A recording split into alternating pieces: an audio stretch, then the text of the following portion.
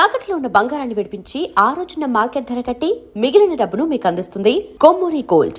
వనస్థలపురంలో arrest అయినప్పుడు అక్కడ చంద్రశేఖర్ గారు ఇన్స్పెక్టర్ ఉండేవారు. ఆయన మీకు ఏ విధంగా ఇంటరాక్షన్ చేశారు? ఒక దశలో మిమ్మల్ని చంపాలని కూడా ప్లాన్ చేసినట్లుగా ఎన్కౌంటర్ చేద్దాం అనుకున్నారు. వాస్తవం అది? వాస్తవం సార్. ఎలా? అయితే నన్ను పట్టుకున్న తర్వాత 5 days ఎక్కడ దొరికారు మీరు అసలు? వనస్థలపురం ఏరియాలో ఒక ఇన్ఫర్మేషన్ ఇస్తే వచ్చి పట్టుకున్నారు. పట్టుకున్న తర్వాత తీసుకుపోయి ఇంటర్వ్యూ చేశారు. చేసిన తర్వాత ఎన్ని గంటలు చేశారు? నైట్ పూట చేశారు. అయితే చేసిన తర్వాత ఏంటంటే వాళ్ళు మహబూబ్ నగర్ నుంచి కొంతమంది సిఏలు డిఎస్పీలు వచ్చిర్రు ఆడికి. వచ్చి నా దగ్గర ఏమైతే ఉన్నాయో రికవర్ చేసుకోవాలని చెప్పేసి వాళ్ళు ఆడికి వస్తే అప్పటికి నా దగ్గర ఏం లేవు. ఆల్రెడీ శ్యామ్ సరెండర్ అయిన తర్వాత ఆయన చూపించిన అయిపోయింది. నేను కూడా అప్పుడు బయటకు వచ్చే క్రమంలోనే అరెస్ట్ అయినా, లేకుండా నేను కూడా సరెండర్ అయిపోయేటోని. అయితే పక్క చంద్రశేఖర్ సార్ ఖచ్చితంగా ఎన్కౌంటర్ చేసేయాలని ఫిక్స్ అయిపోయాడు. అయితే నేను ఎన్కౌంటర్ చేస్తానుకోలేదు, భయపెట్టిస్తారేమో అనుకున్నా. కానీ అక్కడ నుంచి ఒక 3 వెహికల్స్ తీసుకొని అక్కడ నానక్ నగర్ అని ఒక యాచారం సైడ్ ఒక ఫారెస్ట్ తీసుకెళ్ళాను. అయితే తీసుకెళ్లేటప్పుడు మజీద్ అనే సిఐ నాతో పాటు ఉన్నాడు పక్కన. ఫోన్లలో మాట్లాడుకుంటుంటే నాకు డౌట్ వచ్చింది. డౌట్ వస్తే మజీద్ సిఐ సార్ని అన్నా, సార్ ఎక్కడ తీసుకెళ్తారు సార్ అని చెప్పిన. ఎక్కడ లేదు, అక్కడ వేరే సార్ ఉన్నాడు, నిన్ను తీసుకురమ్మాడు, చూపించి మళ్ళీ రిటర్న్ తీసుకొస్తున్నాడు. పక్కన కిషన్ ఉన్నాడు, ఇప్పుడు ప్రజెంట్ చేవెళ్ళ డిఎస్పీ, అప్పుడు ఎస్ఐ అని ఉండి సార్ అని భుజం మీద చేయిట్లా పెట్టి, సార్ ఎక్కడ తీసుకెళ్తారు సార్ అన్నా. సార్ చంపకండి సార్ అని చెప్పిన. ఏం లేదమ్మా, అట్లాంటిది ఏం లేదు, చంపడానికి కాదమ్మా, అందరూ వచ్చేసారు బయటకి, నిన్నెందుకు చేస్తారు, ఇన్నేం చంపరమ్మా, ఓన్లీ అక్కడ సారు రమ్మన్నాడు, వేరే ఆఫీసరు ఆయనతో తీసుకురమ్మన్నాడు, పోయి మాట్లాడుకొని మళ్ళీ రిటర్న్ రావాలని చెప్పిండు. సరే తీసుకున్న తర్వాత మరి టౌన్గా అంటే ఇక్కడ టౌన్కు అనుకున్నా, కానీ పొలాల పొంటి వెహికల్ వెళ్ళిన తర్వాత మళ్ళీ అక్కడ నుంచి ఫారెస్ట్ ఉంటుంది, చిన్న ఫారెస్ట్. 3 వెహికల్స్ అక్కడ పోయినాయి. అయితే అక్కడ పోయి నన్ను ఎవరిని కనిపించకుండా నా మధ్యలో ఒక 4 నడుచుకుంటూ నా తలకాయ క్యాప్ పెట్టేసి నన్ను ఎవరు గుర్తుపట్టకుండా ఫారెస్ట్ లోపల తీసుకెళ్ళిన తర్వాత వాళ్ళు ఏం చేస్తారంటే వాళ్ళ ఆర్డర్ కోసం వెయిట్ చేస్తారు. నాకు అర్థమైపోయింది, గట్టిగా పట్టుకోరు అని చెప్తున్నారు. అక్కడ వెపన్ లోడ్ చేసి పెట్టుకో అంటుండు ఎస్ఐకి. ఆల్రెడీ ఏకే లోడ్ చేసి పెట్టుకున్నాడు. ఎవరు? రవీంద్ర ప్రసాద్ అని. ఆర్డర్ ఇచ్చింది ఎవరు? ఆర్డర్ ఇంకా ఇయ్యలేదు, కొట్టాలని. సిఐ, డిఎస్పీ కాంతారావు, చంద్రశేఖర్, తర్వాత మజీద్, తర్వాత కిషన్, వీళ్ళు ఇంకో కొంతమంది, ఇక వేరే వాళ్ళ పేరు నాకు తెలియదు. డీసీపీ కాంతారావు కూడా వచ్చారు. ఆడికి స్పాట్ లోకి వచ్చినాడు డిసిపి కాంతారావు, ఎల్బీ నగర్ ఉండే. వచ్చిన తర్వాత నాకు క్లారిటీకి అర్థమైపోయింది, నా కంటిల నుంచి ఒక చుక్క నీరు కూడా రావట్లేదు. కానీ నాకు అనిపించింది కదా, ఒక యుద్ధంలో డ్రస్తోని యుద్ధంలో చనిపోతే నాకు ఆనందం అనిపించేది, ఇట్టిగా పట్టుకొని చంపితే నాకు ఏం సాటిస్ఫాక్షన్ అవుతలేదు నాకు. సరిగా చంపుతారని ఫిక్స్ అయిన తర్వాత అయితే చావు చూసినప్పుడు, అంటే ఒక సెకండ్లో, ఒక నిమిషంలో ఒక సెకండ్లో ప్రాణం పోద్ది అనగా నేను ఆ దగ్గర దాకా చూసిన, సావు ఎట్లుంటూ చూసిన. కానీ నేను ఒకటే ఫీల్ అయినా కదా, సివిల్లో చంపేస్తారు, ఎన్కౌంటర్లోనో లేకుంటే ఇంకా దాడిలోనో చనిపోతే బాగుండేది డ్రెస్ మీద వెపన్ తోటి అని నేను అట్లా అనుకున్నా. తర్వాత ఇక ఎందుకంటే ఆడదాకా ఫస్ట్ చంపకండి సార్ అని చెప్పిన, ఇక ఆడదాకా తీసుకుపోయిన తర్వాత చంపకుండా ఉంటాడా? ఇక ఎంత మొత్తుకున్నా ఇక వద్దన్నా ఫిక్స్ అయిన తర్వాత ఇక చంపేస్తారు. ఇక అయిపోయిన తర్వాత ఇక ఆలోచించండి, ఖాళీ ఉన్నా గట్టిగా పట్టుకోమంటుండే, ఇక అటు కొంచెం దూరం నన్ను చైన్లు పట్టుకొని అటు దూరం దొబ్బుతారు అనమాట. ఇక కొట్టేస్తారేమో అనుకునే. ఇక కొంచెం బాధ అనిపించింది ఒక పక్కన, ఎందుకంటే అప్పటికి ఆ అమ్మని చూడలే ఒక 6-7 సంవత్సరాల నుంచి. సరే కొట్టేస్తారేమో అనుకున్నా. ఇక సైలెంట్గా ఉన్న తర్వాత ఫోన్లు వస్తూ ఉన్నాయండి. వస్తే మళ్ళీ ఫారెస్ట్ లోపల తీసుకుపోయిన తర్వాత ఎవరు ఫోన్తో వచ్చిన తర్వాత నా చెవులు మూయమన్నారు. గట్టిగా చెవులు మూస్తే నాకు పక్కన ఏం మాట్లాడుకుంటున్న విషయం కూడా నాకు వినిపించలేదు. తీసిన తర్వాత ఇక చంద్రశేఖర్ సి నన్ను ఎప్పుడు కొట్టాలా, ఎప్పుడు ఫైర్ చేయాలా, ఎప్పుడు చంపాలని చూస్తున్నాను. తర్వాత మళ్ళీ ఫారెస్ట్ నుంచి మళ్ళీ ఆయన నెత్తిగోకుండా సరే పాండి అని చెప్పేసి మళ్ళీ తీసుకొని వస్తున్నాడు. అయితే ఒక కానిస్టేబుల్ అన్నాడు, ఏం కాదు నీకు ఏం చేయరు, ధైర్యంగా ఉండు అని. పాపం ఆ కానిస్టేబుల్ కూడా ఏడ్చింది సార్, ఎందుకంటే కళ్ళలో నీళ్ళు చూసిన. అంటే అక్కడ సిచ్యువేషన్ బట్టి అప్పుడు అనుకున్నా, అరే పోలీసులు కూడా మన మానవత్వం ఉన్న వాళ్ళు ఉంటారు కదా అనుకున్నా. మిగతా వాళ్ళకి ఎవరికి మానవత్వం లేదు. తర్వాత మళ్ళీ ఫోన్ వచ్చింది, మళ్ళీ ఫోన్ రాని మళ్ళీ ఫారెస్ట్ తీసుకుపోయారు. నాకు ఇక డైలామ్లో పడ్డా, ఏమైతే పోయిన తర్వాత మళ్ళీ ఏదో ఫోన్ సార్ సార్ సార్ అని చెప్తూ ఫోన్ రాగా సార్ సార్ అని అంటుండు. తర్వాత మళ్ళీ రిటర్న్లో పోస్తుంటే చంద్రశేఖర్ పాప అంటుండే, అంటే ఆపండి అని చెప్పి మరి రిటర్న్ తీసుకురా అంటుండు ఫారెస్ట్లోకి. అక్కడ ఫారెస్ట్ కొంచెం ముందు పొలాలన్నమాట. అట్లా 4 times అట్లా పోవడం రావడం మళ్ళీ లాస్ట్ ఫారెస్ట్ తీసుకుపోయింది. లేదు సార్ ఖచ్చితంగా కొట్టాల్సింది సార్, కొట్టేయాలి సార్ అది అని పైన అధికారిని అడుగుతున్నాను. నాకు అర్థమైంది అక్కడున్న డీసీపీ, ఏసీపీ, వీళ్ళు సిఏలు, డిఎస్ వీళ్ళే ఉన్నారు. తర్వాత అనుకునేగా ఇక కానీ వాళ్ళు పైన అధికారి ఎవరో కానీ వద్దని చెప్పినట్టు సార్ అని. అప్పుడు కొత్తకోట శ్రీనివాస్ రెడ్డి ఐజీగా ఉన్నాడు. అని అన్నాడంటే విక్రమ్ నాకేం తెలియదు, ఆల్రెడీ ఎంతో మంది సరెండర్ అయిపోయి రమాకాంత్ వాళ్ళంతా, ఆయన కూడా సరెండర్ చేయండి ఏమవుతుంది, ఉన్నది ఒకటే కదా సరెండర్ చేసేయండి అని చెప్తే సరెండర్ చేయమని చెప్పిండంట. సరెండర్ చూపించండి ఎంతోమంది వచ్చారు కదా అని ఆయన చెప్పిన విషయం నాకు తెలిసింది శ్రీనివాస్ రెడ్డి సారు. ఇక ఆ చంద్రశేఖర్ సార్ ఏమంటుండే అప్పుడు సిఐ, నెత్తికోకుండా నీకు నూకలు ఉన్నాయి అంటుండ అనమాట. ఇక నీకు భూమి మీద నూకలు ఉన్నాయా అని చెప్పేసి ఒక దెబ్బ కొట్టిండు. ఇక నీకు కొట్టినా కొట్టకపోయినా ఇక సరే 10 కొట్టు, ఇక ఏం కాదులే, సంపోద్ అనేది అయితే ఆర్డర్ అయితే వచ్చింది. ఇక అనుకున్న తర్వాత ఇక తీసుకొచ్చి వెహికల్లో తీసుకొచ్చి ఒక 2 days తర్వాత రిమైండ్ చేసి. ఈ 2 రోజులు బాగా కొట్టారా? మొత్తం 5 రోజులు కొట్టుకోరు, 5 రోజులు బాగా కొట్టారు. అంటే ఎలాగ థర్డ్ డిగ్రీ లేదు మామూలుగా? సార్ ఎస్ఐ కంటే ఒక పాండ్ అది హనుమంత్ రెడ్డి అని ఒక కానిస్టేబుల్, ఇక రెడ్డి అనే పొగరో మరి ఏమో తెలియదు కానీ ఫస్ట్ నా క్యాస్ట్ అడిగిండు, బీసీ కుర్మా అని చెప్పిన. ఇక మీ పేరు ఏం పేరు సార్ అని అడిగిన, రెడ్డి అని కనిపిస్తలేదా అంటున్నాను అనమాట. అంటే సరే అని చెప్పేసి ఆయన బాగా కొట్టిండు సార్ ఆయన. నా చెవులకు ఇక్కడ నుంచి ఈ ఏళ్లతో కొడిస్తే ఈ చెవులు గోర్లు మొత్తం దిగినాయి లోపల, బాగా నడుల మీద బాగా తన్నిండు. థర్డ్ డిగ్రీ కంటే అంత థర్డ్ డిగ్రీ ఏం కాదు, కాకపోతే లబ్బర్తో బాగా కొట్టారు. ఇక వాళ్ళు ఎగిరేది ఇష్టం వచ్చినట్టుగా ఎగిరి తన్నడము, అక్కడ వచ్చిన స్పెషల్ పార్టీలతో తనిపేయడము. అక్కడ మిస్ అయ్యారు మీరు. ఇంకొకసారి ఒక ఎస్ఐ మీకు మాట్లాడుతూ ఆయన కూడా వదిలిపెట్టాడు కదా? అవును సార్. అది అయితే ఆ రోజు ఏమైందంటే సార్, ఉడిమిల్లలో మేము ఒక బహిరంగ సభ పెడుతున్నాం, పెట్టాలని పార్టీ తీర్మానము. మేము ఒక 35 మంది కలిసి ఉడిమిల్లోకు, అంటే మా సామాన్లు మా కిట్టి బ్యాగులంతా కూడా ఒక దగ్గర పెట్టి ఓన్లీ వెపన్స్ తోటి మాత్రమే గ్రామంలోకి పోయి అక్కడ మొత్తం మేము నినాదాలు ఇచ్చి అక్కడ గ్రామ సెంటర్లో మీటింగ్ జరుగుతుంది. అయితే వచ్చే బస్సులు అంటే మధ్యమడు జాతర బాగా సాగుతుంది, అప్పుడు వెహికల్స్ వస్తూ ఉంటాయి, వాళ్ళందరూ కూడా మీరు ఆపండి జాగ్రత్తగా, ఆపితే అక్కడ వచ్చిన జనాలు కూడా దిగుతారు, వాళ్ళు కూడా మీటింగ్లో అటెండ్ అవుతారు. అటెండ్ అయితే మీటింగ్ కూడా సక్సెస్ అవుతుందని చెప్పేసి చెప్తే సరే అని చెప్పి నేను రోడ్ మీద నేనున్నా, సాగర్ ఇంకొక భాస్కర్ అని కూడా ఉన్నాడు, ముగ్గురు, ఇంకో అరుణ్ అని ఇంకో అతను ఆయన ఎన్నుకొని చనిపోయిన తర్వాత. అయితే చాలా మంది వెహికల్స్ దిగుతున్నారు, లోపలికి పోతున్నారు, నేను మీటింగ్ అటెండ్ అయిన తర్వాత ఒక బస్సు వచ్చింది.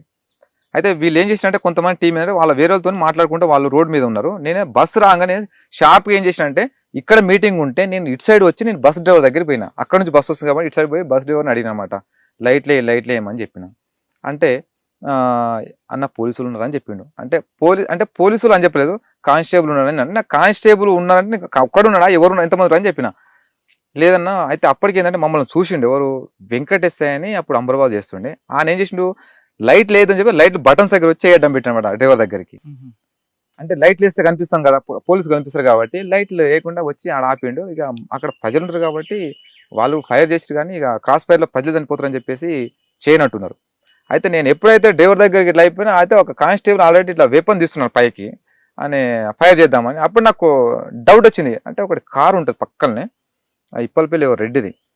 అయితే నేను ఎప్పుడైతే ఇట్లాండి నేను ఈయన సాగర్ ఉంటే సాగర్ ఎనిమి అని చెప్పి నేను ఇట్లా కొంచెం కాదు అంటే ఇంకా వాళ్ళు ఫైరింగ్ పడబడి కొట్టాను.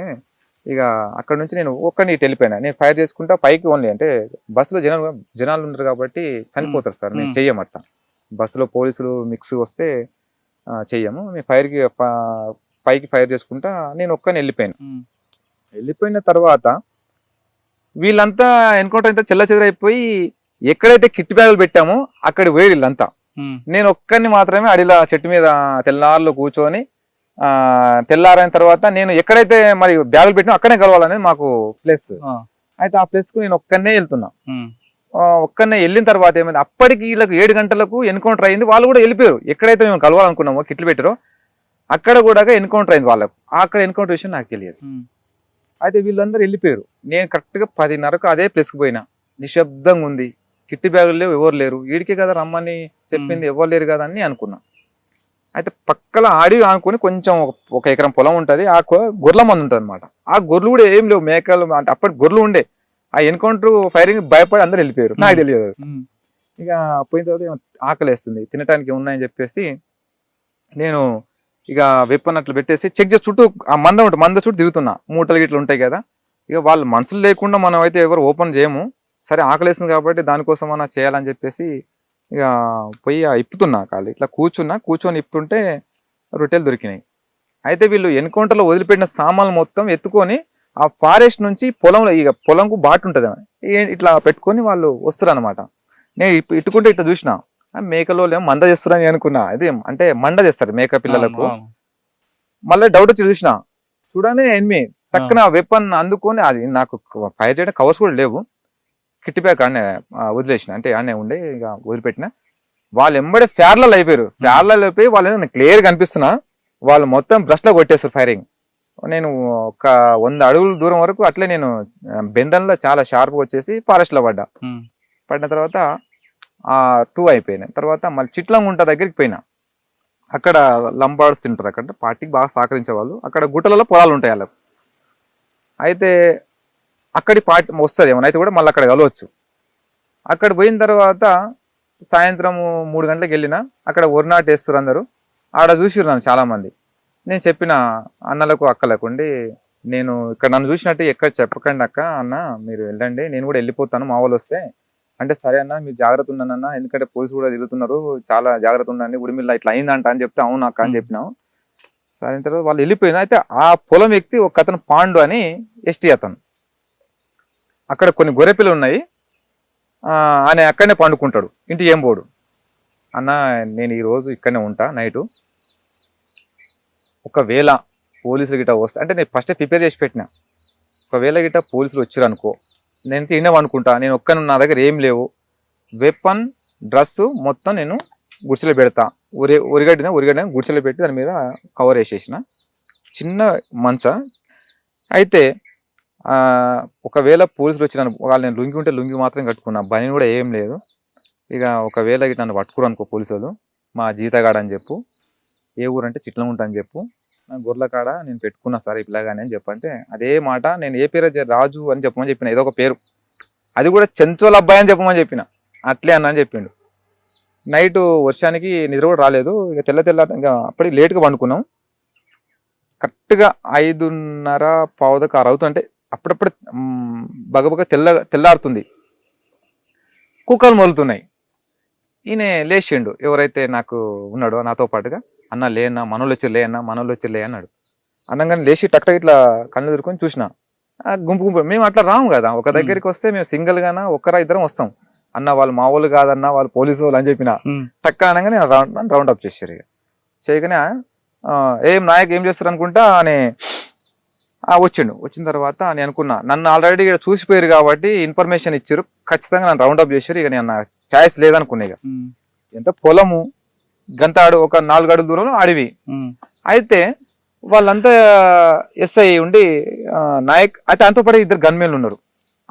ఆ గన్మెన్లు ఏం చేశారు, ఎస్ఐ అన్నాడు అనమాట. అంటే ఎస్ఐ నాకు తెలియదు, అంతా జంగి డ్రెస్ లో ఉన్నారు. మిగతా వాళ్ళు ఏం చేశారు, లోటలు పట్టుకొని లేట్ రూమ్కి వెళ్తారు, ఇక్కడ. అప్పుడు అనిపించింది, వీళ్ళు లేట్ రూమ్కి వెళ్తారంటే నన్ను పక్కా సమాచారం కాదు, జనరల్ గా వచ్చారని అర్థమైంది. నన్ను అడిగిండు, ఫస్ట్ నాయక్ని అడిగిండు, లంబడాన్ని అడిగిన తర్వాత, లేదా సార్ మా జీతగాడు సార్ అది అని చెప్తే, నన్ను అడిగిండు. అట్లా కూర్చొని నేనే అట్లా కూర్చున్నా కింద, ఏకే ఇట్లా పెట్టుకుని ఆయన కూర్చొని, ఏ ఊరు రాది అంటే, సార్ ఇట్లా మాది చిట్లం ఉంటా సార్, ఇట్లా జీతం ఉంటా అంటే, మనం ఎంత క్లారిటీ చెప్పా అంటే, కొంచెం మా లాంగ్వేజ్ నేను చెప్పిన, చెంచు లాంగ్వేజ్ చెప్పిన. తర్వాత మీ సర్పంచ్ పేరు ఏం పేరు అన్నాడు. అంటే ఈయన చెప్పిండు టక్కున, నిన్నాడి నాన్ బే అని చెప్పేసి వాడిని అడుగుతూ నీవెందుకు అంటావురా, నీవేం చెప్తున్నావురా అన్నాడు. అప్పుడు ఇటు రారా అన్నాడు. అనగానే ఇటు సైడ్ ఏమో ఎస్ఐ. అయితే అక్కడ గన్మెన్లు వచ్చిన వాళ్ళు కూడా దొడ్డికి వెళ్ళిపోయారు వాళ్ళు. అయితే మీ ఊరు సరిపోయి నీకేం తెలియదు అనుకుంటా వాళ్ళు దొడ్డికి వెళ్ళిపోయారు అనమాట. వాళ్ళు ఏమైనా ఉండి కొంచెం ఎంకరేజ్ చేస్తే ఇక దొరికేదేమో, అదే నాకు ప్లస్ పాయింట్. అయితే వాళ్ళు దొడ్డికి వెళ్ళిపోయారు, మీరు వెళ్ళండి నేను తర్వాత వెళ్తా అని చెప్పి ఎస్ఐ పంపించిండు. చుట్టుపక్కల మొత్తం వాళ్ళు ఉన్నారు, గ్రౌండ్స్ పార్టీ. ఇటు రా అనగా నేను లుంగి ఇట్లా లేచిన, ఇట్లా నాకు అడ్డం గుడిసె ఉంటుంది, ఇటు సైడ్ నేను చూస్తున్నా, ఆయన కనిపిస్తుంది నాకు. చుట్టూ చూస్తే పోలీసులు ఉన్నారు. నేను లుంగి కట్టుకున్నా. ఈయన ఈ నాతో పాటు ఉన్నాయని ఆ పొలం అయినా భయపడుతున్నాడు, వండుతున్నాడు. అప్పటికి తడిచినాం మేము, నైట్ అంతా ముసురు కాబట్టి తడిచినాం. లుంగి కట్టుకొని మెల్లగా జంప్ అవుదామని చూస్తున్నా. అయితే మరి చుట్టూ వాళ్ళే ఉన్నారు. ఒకవేళ జంప్ అయినంటే ఎవరు జంప్ కారు కదా, ఫైర్ చేసేస్తారు అక్కడ, ఎవరు పారిపోరు కదా. ఆలోచించి సరే ఇదే జనరల్ చెకింగ్ సరే ఏదైనా కానీ అని చెప్పేసి ఇక చేతులు కట్టుకొని దగ్గర పోతే ఆయన భుజం మీద చేసిండు. ఏ ఊరు మళ్ళీ సేమ్ అడిగిండు, ఏ ఊరు ఏంటంటే మీ సర్పంచ్ పేరు అంటే ఈయన చెప్పిండు గుర్తుంది కదా, అదే చెప్పిన. మంచి అవద్దని చెప్పినాడు. సార్ మేము ఉండేది అడవిలో జీతం ఉండి బతాం సార్, మేము సర్పంచ్ ఎవరో కూడా మాకు కనీసం తెలియదు, మేము చెంచులం అని చెప్పిన తర్వాత చాలాసేపు మాట్లాడింది. సరే అని నా అయితే ఆ గుడిసెలకు ఇట్లా ఇట్లా పోతున్నాను అనమాట. అయితే ఆయన బ్యాగ్ కూడా దాంట్లో పెడదామని వాన వస్తుంది. సార్ గుడిసెలకు ఆరుతుంది సార్, అక్కడ పెట్టకండి సార్, ఇటు పెట్టండి సార్ అని చెప్పిన. తీస్తే కింద పెట్టిండు. సరే నేను దొడ్డిపోయి ఇస్తాను, కిట్టు తడవకుండా చూసుకో అన్నాడు. సరే సార్ అని చెప్పిన. తర్వాత ఏం చేయాలబ్బా, సరే కిట్లో ఏముంటాయి, అదే వేపన్ అయితే తీసుకుని పోతుండే, కిట్టు కాదు అది. సరే కిట్ అని చెప్పేసి సరే అని చెప్పేసి అట్లా ఇంక ఎట్లా డౌట్ అయితే క్లియర్ అయింది. కానీ ఎవరైనా మాజీలు ఎవరైనా వస్తారని గుర్తుపెట్టేవాళ్ళు. ఇక సరే అని చెప్పేసి ఇక దొడ్డిపోయి వచ్చిన తర్వాత నేను వెపన్ తీసి ఆ బ్యాగ్ మీద పెట్టిండు. లేచి కట్ చీప్ తోటి ముఖం తుడుచుకుంటుండ అనమాట.